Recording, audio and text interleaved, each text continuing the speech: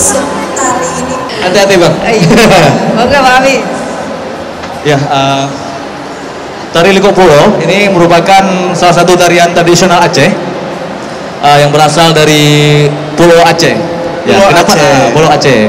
Kenapa dikatakan tari Liko Pulo? Liko Pulo itu artinya liko tari.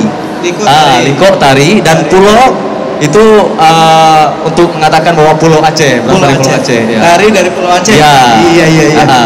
Jadi tari ini dibawakan oleh Syekh berkebangsaan Arab pada tahun 1849. Sudah lama. Ya, sudah lama ya. Iya. Itu bernama Syekh Ahmad Badrun. Syekh Ahmad Badrun. Nah, jadi dulunya tari ini merupakan tarian sebagai media dakwah untuk masyarakat Pulau Aceh.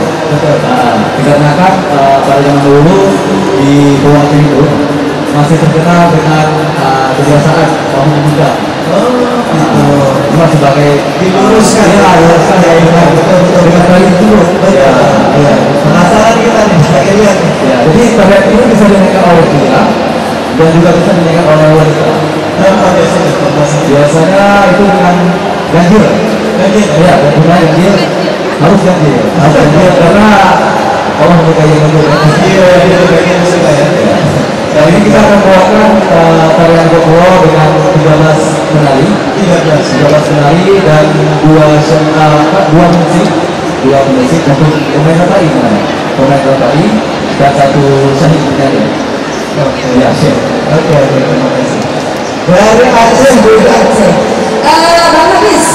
Bang Hafiz, siapa yang dibawa ke Jakarta ini? Selain tim tari, ya ada yang dibawa ke Aceh dari pimpinan atau dari? Ada, kalau pimpinan ada Pak Eko.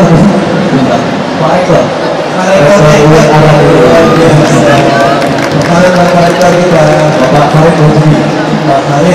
Dari Uin Arani.